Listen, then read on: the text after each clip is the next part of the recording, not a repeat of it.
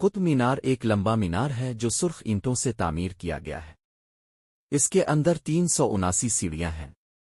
مانا جاتا ہے کہ مینار دنیا کا واحد آزادانہ مینار ہے، یعنی اس مینار کو کسی اور عمارت سہارے کے بغیر کھڑا کیا گیا ہے۔ تاریخ ترمیم افغانستان کے جامع مینار سے متاثر ہے کر قطب الدین ایبک نے اس مینار کی تعمیر کے لیے حکم نامہ جاری کیا۔ قطب الدین ایبک کے دور میں اس کی تعمیر شروع کی گئی، لیکن اس کے دور میں یہ صرف بنیادی منزل کا کام مکمل ہو سکا۔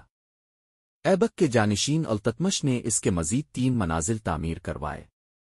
بعد میں فیروز شاہ تغلق نے 5ویں اور آخری منزل کی تعمیر کروائی۔ قطب مینار ایک لمبا مینار ہے جو سرخ اینٹوں سے تعمیر کیا گیا ہے۔ اس کے اندر 379 سیڑھیاں ہیں۔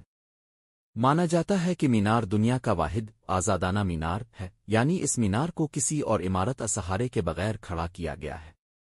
تاریخ ترمیم افغانستان کے جامع مینار سے متاثر ہے کر قطب الدین ایبک نے اس مینار کی تعمیر کے لیے حکم نامہ جاری کیا۔